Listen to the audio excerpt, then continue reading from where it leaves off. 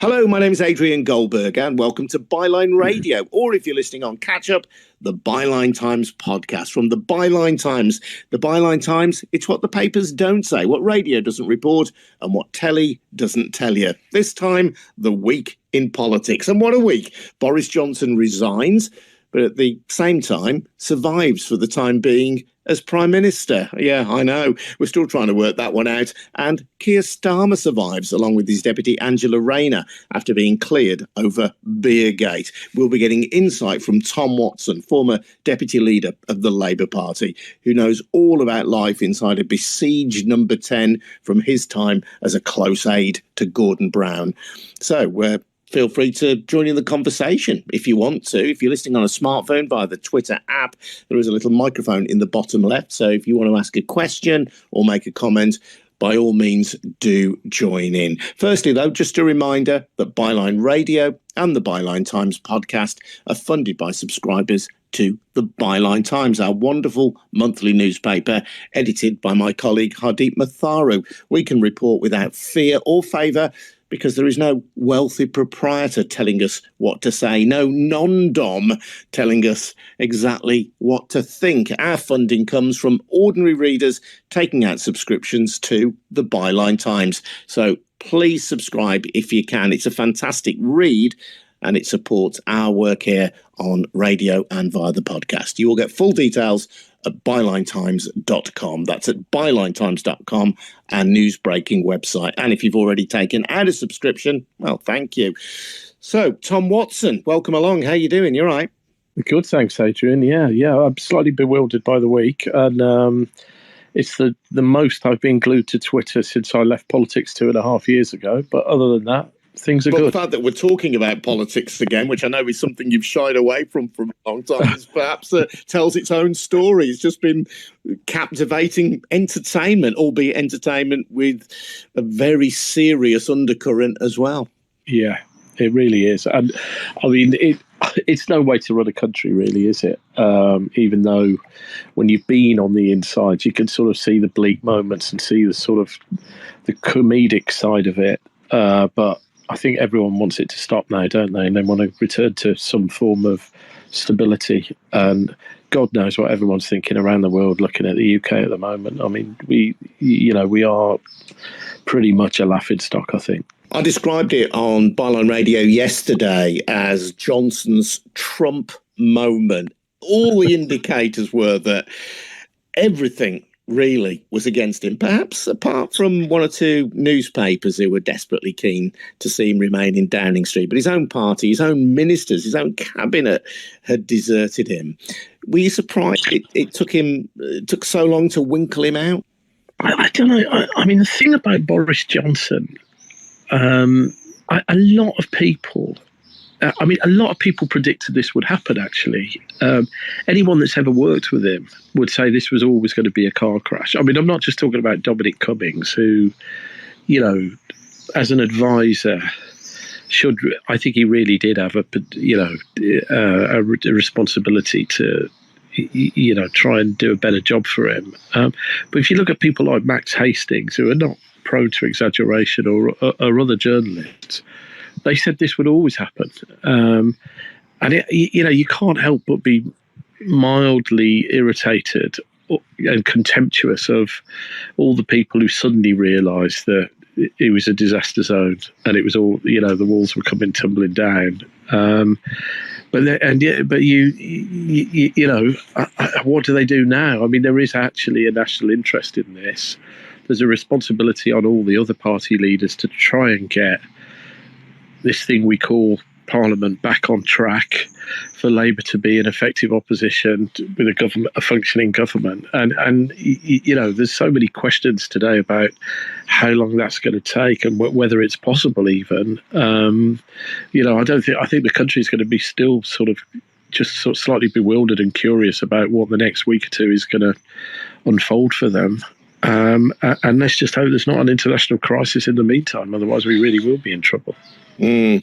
Promised insight, Tom, into life inside the number 10 bunker when the Prime Minister is under siege. So take us back to your time as an aide to Gordon Brown and how difficult it was for Gordon Brown and what you saw and heard during that period? Well, I guess for me, I mean, the first thing is to say, even in the tough times for Gordon Brown, I mean, there were attacks on Gordon's leadership, attempts to remove him as an incumbent prime minister, but nothing like we've seen this week. But it is a funny place, Downing Street. As a building, it's a Grade 1 listed building.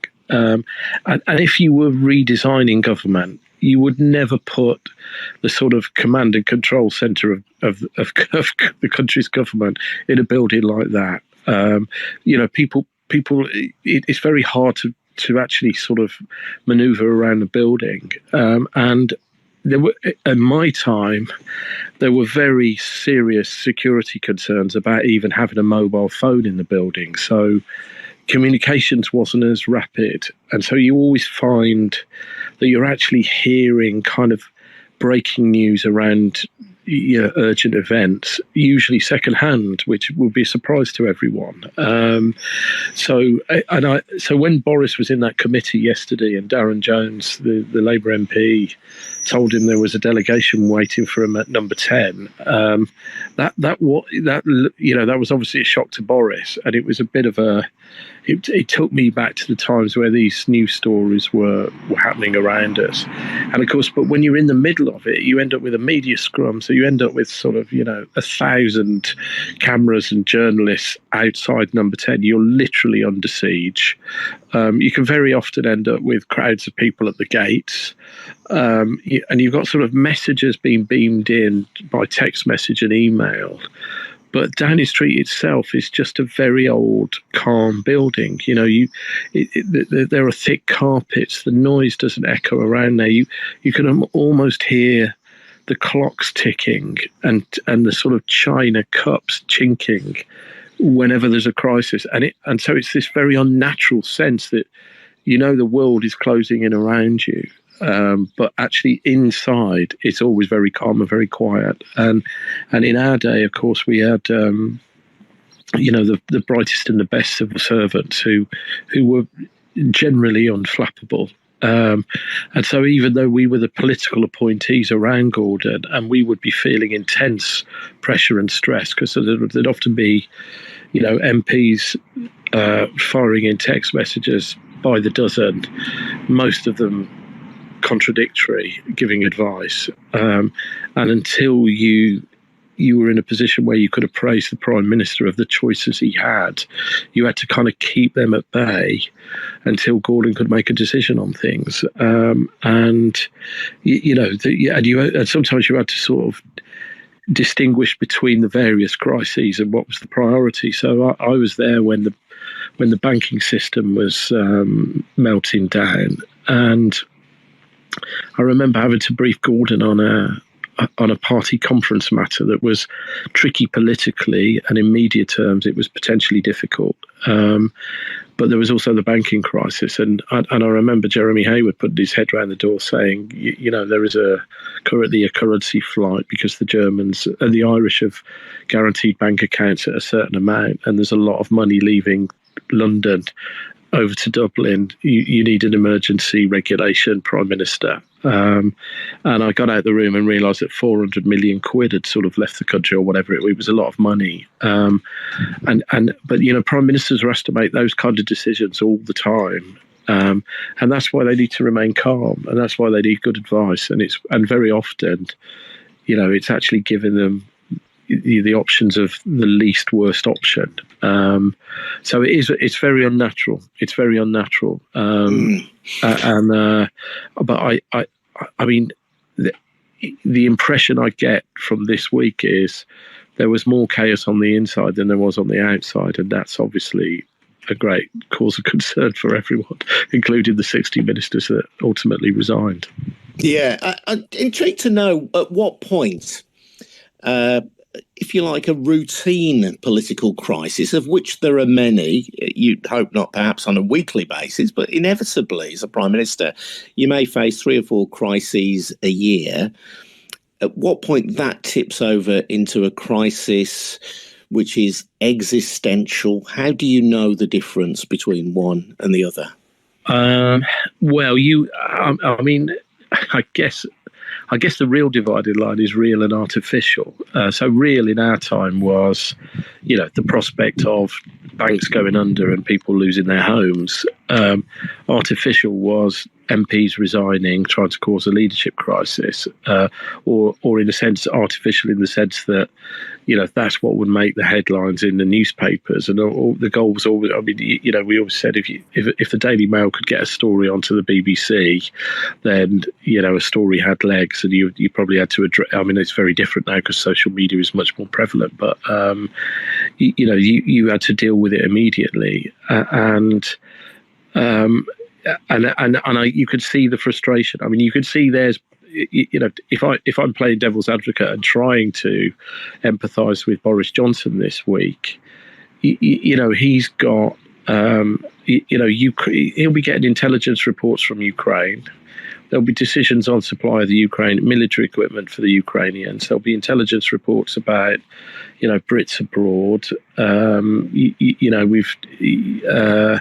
Iraqis have arrested, the Iranians have arrested a British citizen. All those really important things are coming in to do with world affairs, and yet you've got backbench MPs and PPSs resigning. You can see the frustration. And then you've got sort of cabinet ministers jostling, and the very nature is he would have been wrong-sighted on it. I can't imagine he would have known that Sajid Javid and Rishi Sunak were going to resign within half an hour of each other, and that it was coming. And then amongst all of that, before the resignations, he would have actually been trying to deal with the Christopher Pincher issue, having,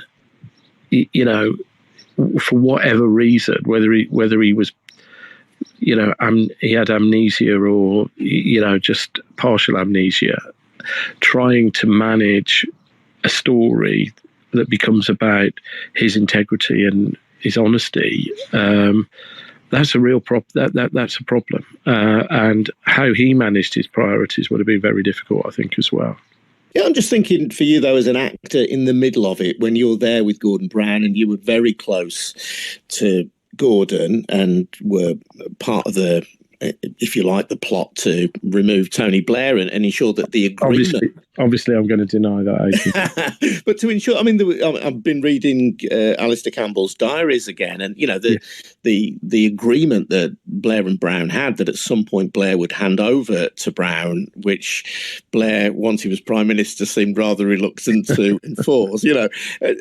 Brown becomes Prime Minister, and immediately the right-wing papers are onto him.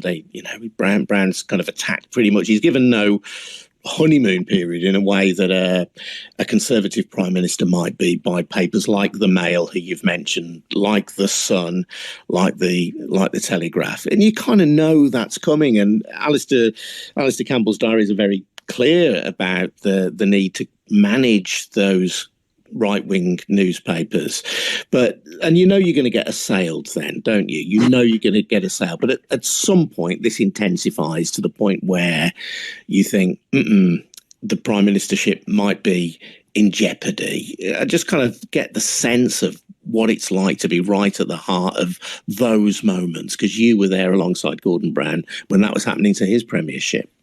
There's a couple of moments there. I mean, there's one moment when I was actually still a minister, and then one when after I'd left a department. The first one I remember, I can't remember the actual story, but it was around the Damien McBride issue, and it was before Damien McBride left. But Gordon was trying to get hold of what was considered, a slightly unruly team around him. In terms of sort of briefing and all of that. And I remember going to see him to say, look, you've got a lot of ministers who are really concerned that, this operation is, not disciplined enough. And, for example, on the front page of the Times today, there's a story that basically is saying carnage in Downing Street, civil war between X and Y. This was sort of, I finally got to him early afternoon, And he'd been so busy on other things. It was like about 25th on his agenda. He wasn't aware of the article. And yet the entire parliamentary party were talking about this civil war in Number 10. But it had never actually got to it. I guess if you're the press officers at Number 10, what you don't want the Prime Minister to read on the front page of the Times that all the press officers are falling out with each other. So maybe he'd not had his press cuttings that day. But it is amazing how people. The first thing to say is there just are an extraordinary number of things you have to sign off on. It's like a sort of throughput of sign-offs, and prime ministers have to trust the teams around them to make them, to basically give them the time to consider these decisions very often. So these political squalls, very often a PM wouldn't see it until it's sort of unfolded. And yet the other one, I do remember being at the Labour Party conference, having left government to actually sue the Sun for libel, which was the sort of the beginnings of the phone hacking inquiry. But I was at the conference where the Sun newspaper, the day before his speech, editorially turned on Gordon personally and endorsed David Cameron. And I think even Rupert Murdoch was embarrassed that the editorial team in London had done that. It was a gratuitous thing to do. It exploded a little media bomb over the Labour Party conference. Got loads of PR and publicity for the Sun, but really represented a breach of trust and probably overreach politically. And I remember being with Gordon Brown that night, and his team really to sort of.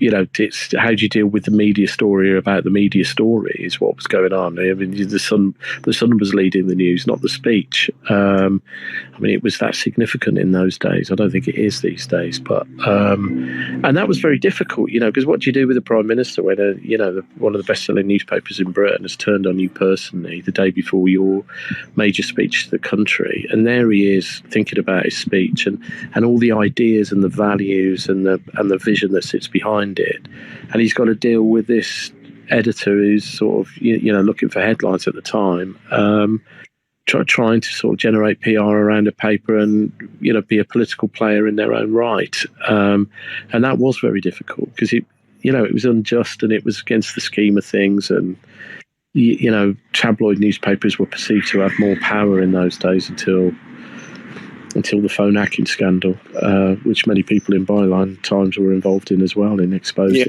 Yeah. Well, you write a pretty detailed account of that with your book Dial M for Murdoch, which I would recommend to anybody.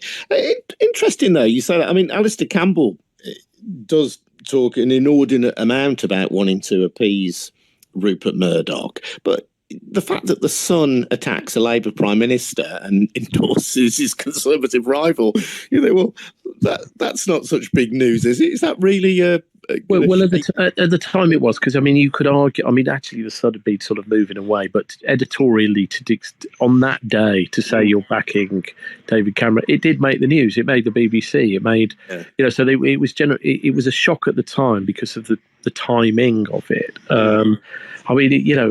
You could argue that it was misplaced for Labour to try to find an accommodation with those newspapers. I remember in the mid-90s, it was considered, communications genius to try and tame the Sun. People think that the Sun sort of were with Tony Blair all the way through opposition. They only endorsed Labour about a week or two before the election. You could argue that Labour got too close to those newspapers. I certainly remember when I went for the deputy leadership of the Labour Party. I remember being on stage, and I'll spare the blushes of my rival and not name her, but we did a hustings meeting. It was the first hustings meeting. It was in Birmingham. There's about 1,500 Labour Party members in the room, and she got up and said, I'm the only candidate on this stage who can have a good relationship with the Sun newspaper. And the room was coldly silent. I had to get up and say, if you want to vote for, if you want a deputy leader who has a good relationship with Rupert Murdoch's papers, I promise you it's not a good idea to vote for me. And I got a massive round of applause. So, I mean, you know, wherever Labour is on that. But I mean, you know, Campbell is right. You know, part of politics is trying to project the best policy you can, or your policy in the best light you can, using all the channels you've got. I think the concern among some people in the Labour Party was, you know, we were almost trying to appease the Sun and dilute our policy in order to get good headlines. And, you know, he'll always deny that.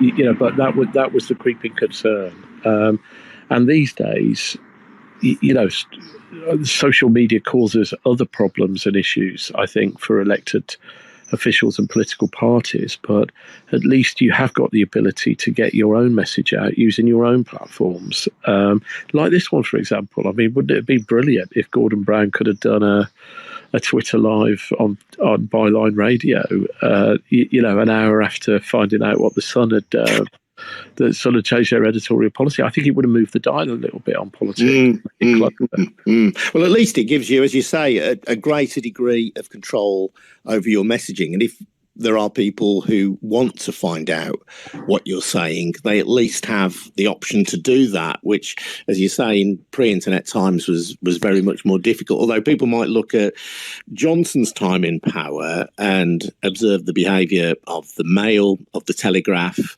of the Sun, and look at the way in which they've been able to set agendas. I mean, we all know that what the papers say segments on TV news end up discussing stories that those right-wing papers lead with. It ends up infiltrating, let's say, Jeremy Vine's programme on Radio 2. So although we do live in a time of a more varied media landscape, I would suggest that those newspapers and the barons who sit behind them still have an inordinate, a disproportionate influence on British public life and the general discussion that we have in this country. Yeah, I mean, I still believe, you know, we need a pluralism in our papers. We do need a Daily Mail, but we need a left-leaning paper as well. And the other, I mean, I think the interesting thing about those, you know, those papers that were sort of almost cheerleaders for Boris, it's not really the stories they wrote, it's the stories they didn't write. And arguably, there were public interest stories that, you know, even a right-leaning paper, you know, had a kind of obligation to follow up, and they pulled their punches or ducked the stories. Yeah. Well, and sorry to interrupt, Tom, but I think there are many of those. I mean, partly, you know, Byline Times has been able to flourish because of that lack in the mainstream media, the lack of kind of the deliberate lack of curiosity by some of those outlets. And I have to say, in some cases, by the BBC being unwilling to take on a government that has shown its teeth to them. And I'm going to be chatting a little later to my colleague Adam Bienkov about a story involving Johnson meeting Alexander Lebedev, former KGB agent, in the wake of the Salisbury poisonings, a meeting which Johnson has admitted to this week, but which was first reported on, I think, in The Observer back in 2019, which Adam Bienkov has pursued then via Byline Times. But the lack of curiosity by other news outlets for that story, which has significant implications for the security of this country, it's difficult to defend that in any way, shape, or form. I think the story there is why. I mean, there could be less to this story than meets the eye, as much as more to this. Yeah. I mean, it's a strange thing that your foreign secretary and you'd want to duck out and go to a party in an oligarch's palace. I mean, there's no doubt about that. And even though it's tempting, because you could think, I've had a really tough week at the office, and I'm just going to hop into this airport and go to a big do. And it lends itself to that kind of scrutiny. And that's the thing about Boris. Although, you know, the other bit of me thinks, this Medvedev family, they did actually, when they owned the Independent, they were actually doing, supporting independent journalism and proper scrutiny. So, I almost feel that they've kind of been portrayed as cardboard cutouts in this, and they do end up needing their voice heard in this debate as well. And I'm sure it's going to happen now that it's all come out. But I mean, for me, I look at Boris, I just think, you're a hedonist. The most you owe the country, if you want to be Prime Minister, the least you could do is set your alarm clock an hour earlier in the morning. It's a tough job being Foreign Secretary and Prime Minister. The truth is, you can't go to parties every weekend, no matter how opulent and how rich these people are. You've got too much work to do. And I think he let people down with his work ethic as much as all of that. And these legitimate questions that Adam and others are asking, because he did slip his security detail and do all of that, they kind of, because he wouldn't answer them, I suspect it's just because he fancied a 36-hour blowout. And who doesn't fancy that? And I'm sure that Tony Blair and Gordon Brown fancied it. But the point is they didn't do it because they had responsible positions, and probably off Theresa May and even David Cameron, who has a reputation for liking a party. You have to roll your sleeves up and do the job, and you have to make sacrifices in these big public roles. With how you behave, the time you allocate to your job, the relationships you have, and the people you meet. And I think that will, that's really what's going on there, isn't it? And it's, and this is what was predicted by people that had worked with him. Yeah. At what point in the last few days do you think Boris Johnson realised that the game was finally up? I'd love to know. I mean, in a funny sort of way, I don't often say this, but I am looking forward to the Sunday papers where they will do they do those very good chronologies, 801, 803, so. I think he probably knew the game was up quite a long time before he actually pulled out. But his character is such that he wanted to face all these people down. And draw these people out, and the fact that he could take time out of his busy, pressured day to sack Michael Gove at the end of the day shows that he was across events, and I think he probably saw the writing on the wall, but he managed to find the time to settle a few scores. Which is bleakly comic. I know I'm sort of laughing, but it's tragicomic as well, isn't it? I'm sorry if people think I'm being too flippant. I'm not really, because it should never have happened this way. But you can see him just slowly fizzing over as these notes came in. And so I suspect he probably went to bed the night before he resigned, knowing he was going to resign, but, just working out the best way to do it. And in a funny sort of way... Tom, I think of really interesting, maybe not interesting to other people, but these kind of domestic details, when you're not going to be Prime Minister for much longer. Do you watch any telly? Do you read? These are things I might do before I go to bed. Watch half an hour comedy, read a book in bed, listen to a bit of radio. I mean, is that the characters of it? That depends on the characters of the individual leader. I mean, I know. I always look at how Gordon Brown and Tony Blair ran their operation. So, I mean, I always describe Gordon Brown as probably the last great academic prime minister. He was always, ideas drove him. And so you go into Tony's office. This was when I was a very junior person. I didn't go in as often as I did with Gordon. But Tony's office, you won't be surprised to know, it was immaculate. And his desk was, it would always have three pieces of paper on, the one he was working on, the one he was due to work on, and the one he just finished. And every so often someone would come away and take a piece of paper out and give him another one. And then with Gordon, he'd go in his office and there were, 30 books with the spines open in piles and submissions everywhere. And civil servants would come in and try and take things away. And he'd very often say, no, I need that. I'm working on that. And he'd have sort of draft lines for speeches on his desk that he was mulling over at the same time, because it was always the ideas that drove him, and you can see that in the different strengths and weaknesses of both leaders, so Gordon, I mean, in a bad time, Gordon was always an early riser as well, so there were times there was a point where he basically moved us all into an open plan office, all his sort of key ministers and civil servants. And so there was this sort of giant square of desks, about 14, 15 desks, and I was on one of them, and he was at the head of it.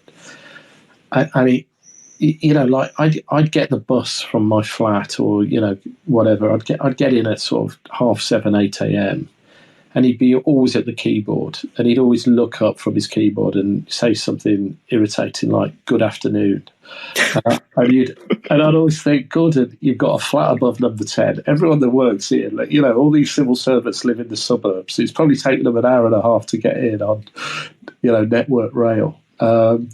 But that was what he was like. He was driven by, they all had work ethics. I mean, both him and Tony were very, very hardworking. And he wanted to get things done. And there were things he would occasionally be distracted by sort of rolling news, and that sometimes took him away from issues that you had to sort of, try and get back on track. And at the end of the day, after a bad day though, he'd quite often say, "Do you fancy a bite to eat?" And he'd go to the flat, and he'd scrabble around the fridge and try and find a microwave lasagna to share. And that's when he'd let his hair down a bit, and sometimes he'd have a glass of wine, or, if he got something the next day, he wouldn't drink. That's when a sort of prime minister, if you're close to a prime minister and they can just sort of let their hair down a little bit. And Gordon, he would always, when he was Chancellor, he would always, obviously his big day of the year was the budget. And there's a sort of big build up to that. There's a lot of energy put into a budget because it's not easy to put one together. So he'd always pull a team in, pull the whole of the team that did the work on the budget into his flat, the 20, 25 people at the end of the budget day, and there'd always be big chunks of lasagna. I don't know whether Ed Balls ever made any of his lasagnas, but there would always be lasagna and a glass of wine. But Gordon, he was so sort of frugal. They always talk about that. Oh, hello, Tom. You're still there. You dropped off briefly. Go on, you dropped off briefly. Go on, Ian. When I look at these stories about gold wallpaper in number 10, I mean, Gordon was so frugal. His bathroom still had Margaret Thatcher's chintz wallpaper in there, and what the spare room had John Major's his and her sort of cabinets, and his telly was so old it couldn't get Channel 5. He was like. So you sort of sit in this sort of flat that was almost like a student bedsit almost. I'm just thinking microwave lasagna and a glass of wine. It's not Boris Johnson's idea. No.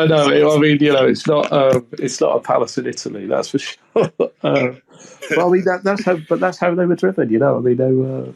There was never really an off switch. I mean, I guess, but that's with most politicians. They're all fairly motivated. Yeah. I'm interested in what you think of Boris Johnson's legacy. I mean, his defenders will try and spin the narrative about his brilliant performance over vaccinations. Against that, you have to balance the deaths of people in care homes, people discharged from hospital without being tested, leading to thousands of deaths in care homes, an event which has been pretty much glossed over in the political obituaries of Johnson that I've seen over the last 24 hours. Numerous scandals, issues like the Owen Paterson affair, Partygate, of course, his failures over the Chris Pincher story. The positives, according to his supporters anyway, are about vaccination, about his support for Zelensky in Ukraine, the levelling up agenda. Again, though, I'm looking for kind of hard evidence of where levelling up has actually happened. I know that Alistair Campbell has been tweeting about the fact that Bromsgrove, Sajid Javid's constituency, managed to get levelling up funding, whereas Barnsley didn't. Anybody who knows Bromsgrove or Barnsley will know which one rather needs the levelling up money. Of course, Brexit, he did technically deliver Brexit for the country. He was the Prime Minister when Brexit happened, and for many of his supporters, that will be his single biggest achievement. But trying to be fair and balanced about it, is there anything positive we can say about Johnson's time as Premier? Yeah, well, I mean, I'm obviously going to have to work very, very hard to try and give him a legacy on this discussion. I actually think the defining point, where there were, it could have gone a different way, was Ukraine. The decision on Ukraine to show total solidarity with the Ukrainians and to provide intelligence and military support. There would have been different voices around the cabinet table advising a different course of action there, and I think he finally did the right thing. Maybe forced into it, because I suspect that Ben Wallace was quite instrumental in that as well. I guess he would like the getting Brexit done maxim to apply to him, but the truth is he only got Brexit half done. If you look, in Northern Ireland, there was a point yesterday where we got direct rule in Northern Ireland because of the Brexit chaos. There was no devolved assembly, and then when Brandon Lewis resigned, we got no direct rule and no assembly. There was literally no one governing a country in the United Kingdom. All right, it was only a short bit of time when we got Charles Farah back, but I think it does show there are. You are really stretching it to say that Brexit is actually done, I think, which is why I think Keir Starmer this week was actually trying to say, we've got to finish the job. And that's where, and of course, that's like all these things with international treaties. These things, you can be in permanent session negotiating these things for decades, not just for years. So I think he could cling to Ukraine. And then on COVID, I think, only a public inquiry will show what really went on there. But, I think the biggest failure was actually not locking down sooner in lockdown one. And there would have been plenty of very authoritative advice to say you need to make these big decisions very, very quickly. And I know that because when I was a minister, we actually role-played a COBRA for a pandemic outbreak. And you're sitting in a room in the COBRA briefing room, and the scenarios are, there's an avian flu outbreak. Do you close the airports? Do you cancel all sport? Do you sort of reduce liberty even more than that? And then you look at the evidence and you look at the spread of these things, and realise that you could save many tens of thousands of lives if you act very, very quickly before the spread takes hold. And that clearly didn't happen in lockdown one, did it? No, you mentioned Keir Starmer, and I will talk about Starmer, Tom, but I'm very interested as well in the attitude towards Northern Ireland. I think Northern Ireland has been treated with utter contempt by Johnson and the Conservatives, many senior Conservatives, bearing in mind it is the Conservative and Unionist Party. Johnson saying that this border through the Irish Sea would only happen over his dead body. But as soon as it became politically expedient to erect an invisible border down the Irish Sea, they did it. Now, I've spoken to people a lot for the podcast and for Byline Radio in Northern Ireland, and it's a place I've been to. And aside from the question of whether Ireland is eventually reunified or whatever, the levels of poverty, the levels of deprivation in Northern Ireland are as bad, if not worse, than in many other parts of the United Kingdom. And these are issues, we never see Northern Ireland through that prism. We only see the Northern Ireland through the prism of loyalism versus nationalism, now through the prism of Brexit. This is a part of the United Kingdom that desperately needs Westminster to pay attention to it. Yeah, well, I mean, there were actually, I won't sort of name the names, but there were many elected MPs from the north of Ireland who were concerned that not enough attention was paid to the Good Friday Agreement and maintaining its trajectory from David Cameron onwards. The access they got to Cameron was not great. And the counter argument is, were the unionists really that dumb to think that Boris was going to deliver what they wanted? Some of those DUP MPs were his biggest cheerleaders when Theresa May was trying to get a deal on Brexit. And you don't see many of them praising him now. I remember Ian Paisley Jr., who I enjoyed a good relationship with when I was an MP, even though we disagreed on nearly everything.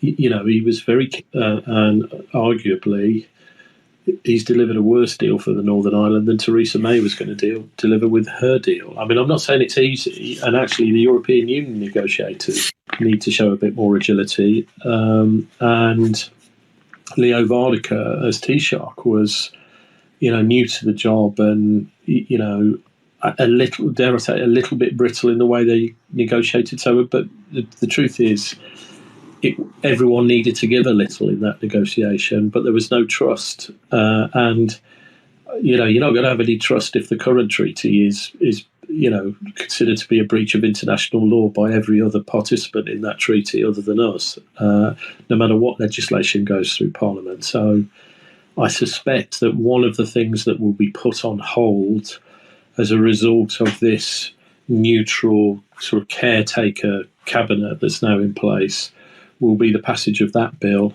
until a new leader can come in and decide what they want to do with it. Let's talk about Keir Starmer. He has been cleared, along with Angela Rayner, of any wrongdoing over Beergate. Is that good news for the Labour Party? Yeah, if I was Angie Rayner who succeeded me, I definitely want to be doing the Euro Millions tonight. 191 jackpot. Being up the Tory Prime Minister, and then the next day, the sword of Damocles hanging over their head and creating great uncertainty in the Labour Party, by the way, behind the scenes, has been removed. So it's probably their best week. And, it's... I'm genuinely semi-detached from politics these days. I can't think of a single political analyst, commentator, or politician who in 2019 thought Labour had any chance whatsoever of forming a government, be it coalition or minority government, that the Tories were definitely going to be a two-term government under Boris. Their election win was so great that they could afford to take a hit at the next election and still have a working majority. And now it's game on, isn't it? And now Labour, Keir Starmer could be Prime Minister at the next election. And he's done that in 2 years as leader. Okay, Boris has helped him. And, as Napoleon said, give me a lucky general. But that's also down to leadership and it's down to character. You shouldn't have to say that integrity, decency and honesty are the virtues you want from your political leaders, and there's a political premium on them. But sadly, because of recent events, people are looking at character, aren't they? And he's got that.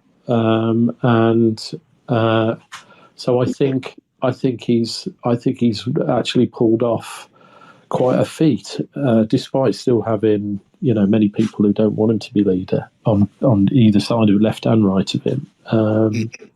But I can't fault him really. Okay, it's interesting. Well, you talk about the integrity that he has. What he doesn't appear to have is the pizzazz, the little hint of showbiz that Tony Blair had, that Boris Johnson had, that even maybe at a push David Cameron had. Maybe in these times that's an advantage, I don't know, but I just wonder how well he reaches out to, in inverted commas, ordinary voters who don't have the kind of, who aren't engrossed in politics on a day-to-day basis. Well, there are three, when I used to look at polls and run by-elections and worry about these things, there were three things you look at, really. The first is voting intention. What would you vote at an election? The second was economic competency, and how do you compare to the other parties? Are you going to be safe on the economy? And the third is on leadership ratings. And actually, on all three of those, for an opposition party, 2 years in with a new leader, those three ratings are pretty good for Labour, in my view. And I remember this from going into the 97 election, which was obviously one of our biggest ever victories. We were only neck and neck on economic competency going into that election. It's very hard to win trust on those things. So I think Keir, for those voters that know him, and it takes a lot of time for a leader of the opposition to cut through with all voters, but you do get there eventually. For me, I think people think he can be prime minister. They think he's got the values, and he clearly has got the competence to do it. What they want to know is who's he going to surround himself with, and actually the challenge for him is still a kind of an echo of Jeremy Corbyn and John McDonnell and that 2019 manifesto, which was too left for the vast majority of core Labour supporters, or a very sizable chunk of core Labour supporters. Where does that sit in a Keir Starmer administration? And I think those of us that know, that live politics day to day, obviously Jeremy Corbyn's going to be nowhere near a Keir Starmer administration, but there's a bit of work to project the team around him to show that in real terms with what they say and how they behave and what they do.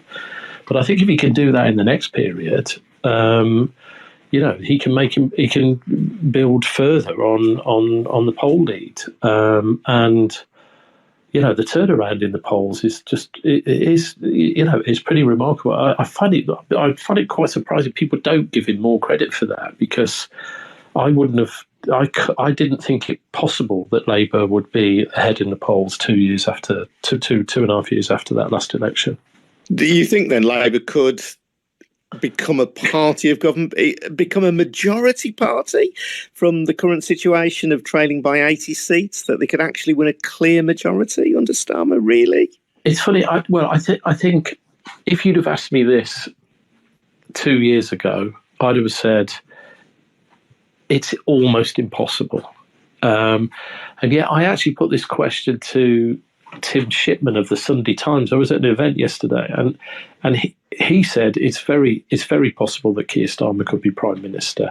He then caveated it and said he might end up being in some kind of arrangement with the Lib Dems, not a coalition. But Labour could easily be the largest party. Now, if Tim Shipman of the Murdoch-owned Sunday Times is saying that, I think it just shows what a dynamic electoral situation we're in right now, and how it's kind of game on. But it would be an extraordinary electoral turnaround to do that in one term. Now, the flip side of that is, a lot of people say, try to say that the last election was like 1979 and Margaret Thatcher, or 1997 and Tony Blair. It represented a change of thinking in the country. I'd never thought that. I've always thought it was close. The country was sort of more closely divided than we thought. I thought it was actually basically a least worst option election. I think people were voting against Jeremy Corbyn when they voted for Boris Johnson, or they were in those red wall seats. And what really surprised me, I've only been back to West Bromwich East constituency to campaign once in the local elections, and I went back to support some of the lovely councillors there that had supported me over the years.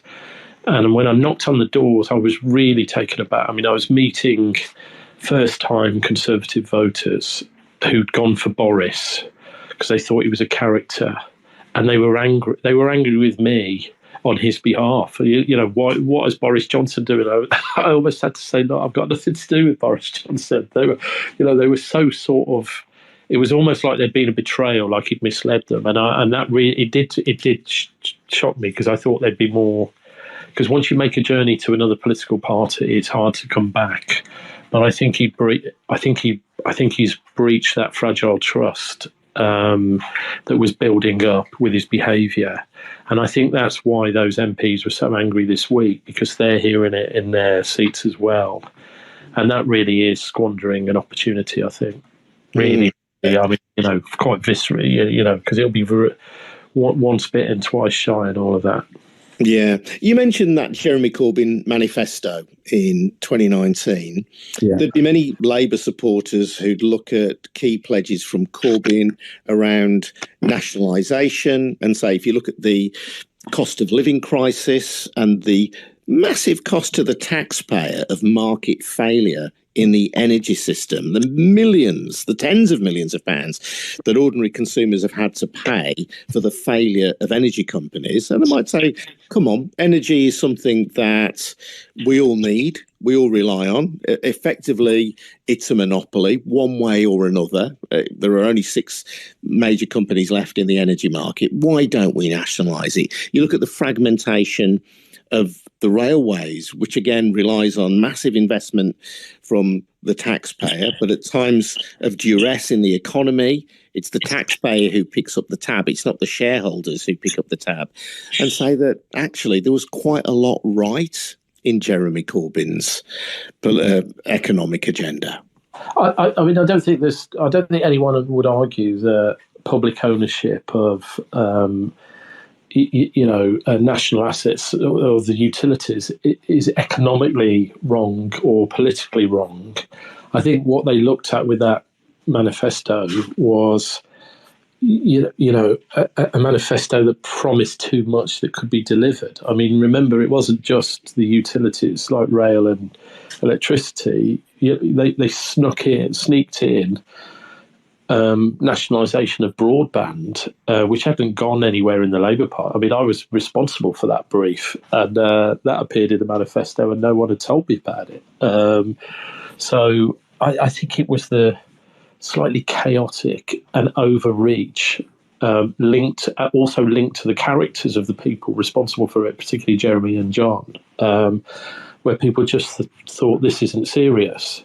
And of course, there was a lighter chapter. I'm trying to remember the detail of it now, but I mean, people were not sure where Jeremy was on NATO, not sure where he was on defence, not sure where he was on, internal security like police, and there wasn't a lot of reassurance that we were going to make people safe in their homes. So, now obviously that's, I was more on the sort of pro-European Social Democrat wing of the party, and those disagreements were, within, what you'd expect in a party. But I think it would be really naive for anyone in the Labour Party deciding on the next manifesto not to consider why voters rejected us in their, many hundreds of thousands at the last election. So, it may be we get to the next election and there's an overwhelming case for, social ownership of the electricity companies. I mean, if these energy companies, the energy market is clearly broken in its current form and will need reform anyway. And actually, you look at the international crisis we've got from Ukraine. 30 years ago, I remember learning about the theory of complex interdependence, where the stronger economic and cultural ties you have between countries make the cost of war so much greater. Well, what we've got is complex interdependence with states that have got different values to us, and that's what's happening with Russia now. France can't get transparent wine bottles for its wine because they were made in Ukraine. Bakers in the UK can't, are worried about where they're going to get the flour for the bread from because of Ukraine. Germany's worried about where it's going to get its energy from because of the Russian pipeline being the threat of turning that off. That's a problem for us. But there is an opportunity. The argument that, energy markets haven't achieved, the current energy markets are broken. The global energy market has not does not allow us to make the investment we require to get to net zero, because technology is changing so much. The businesses that own them don't want to take the risk, so that might require a government intervention. They don't allow security, they don't invest enough to protect security of supply. So look at the UK now, we're rapidly trying to reopen gas storage tanks that we shut down. The market couldn't provide the security we require for home energy use, and so the government will have to assist in that. There are other things that the international crisis is bringing to the fore that might make a stronger argument for public ownership of these utilities. I think my argument there is, the explanation and the people delivering those arguments, those people were not trusted at the last election. And actually, I think there's Keir Starmer with his sort of deliberative approach and his thoroughness and his calmness. He might actually make that case that you could have a radical manifesto that is credible and implementable. And by the way, he's also got Rachel Reeves, who I think is one of the key assets and should be used more at the next general election. They've got a good team there, and they can make a good offer, and it can be very different to what people have had in the last sort of 12 years. So there's a chance that people will say it really is time for a change. And I think Keir's next challenge is to build that team around him, where there's greater trust put in the Labour team, not just him. Interesting as you speak. Pam, who is listening to this on Byline Radio, thank you, Pam, has just sent us details of a Survation survey for the New Statesman showing that voting intentions are 45% for Labour, up 2%, 31% for the Conservatives, down 4%, 11% for the Lib Dems, staying steady, and the Greens up 1% to 3%. So very interesting. Tom, we'll finish now, but I'm really grateful for your time on the Week in Politics, which may or may not become a weekly institution on Byline Radio. I don't know, but I've thoroughly enjoyed it. But before we go, and I'll be clear, by the way, you haven't tapped me up to promote your new book, which has nothing to do with politics. But as you are now a best-selling author, and not just in the world of politics. You've got a new book out this week. Adrian, thank you for that. It's called Lose Weight for Life. So if there's anyone wanting a blueprint for losing weight and maintaining it, can I recommend it? It's in all good bookshops and has got good reviews so far, but on Amazon. So I hope you like it. And it comes out of a book I wrote called Downsizing, about how I lost a hell of a lot of weight, regained my health, and reversed type 2 diabetes. So there's a lot of us out there in that position. No, indeed. And that is a terrific book. I've not read the new one, Lose Weight for Life, but I have read Downsizing, and that is just a great story. One person's story of kind of dealing with severe overweight and how to tackle it, the ups and downs of that. And it's an inspirational read. Tom, thank you very much indeed. It's been great to speak to you. This is Adrian Goldberg. This has been the Week in Politics here on Byline Radio, or if you're listening on Catch Up on the Byline Times podcast. Remember, we are funded by subscriptions to the Byline Times, a wonderful monthly newspaper edited by Hardeep Matharo. Find out how to subscribe by visiting our newsbreaking website, bylinetimes.com. That's at bylinetimes.com. And don't forget as well to check out the Bylines app on your smartphone, opening up the world of our regional bylines as well. Thanks very much indeed for listening. Stay tuned to @Byline Radio for details of our next Twitter Spaces Byline Radio Live. Don't forget to subscribe to our Byline Times podcast as well. That is free. We'll see you all again soon. Thank you and goodbye.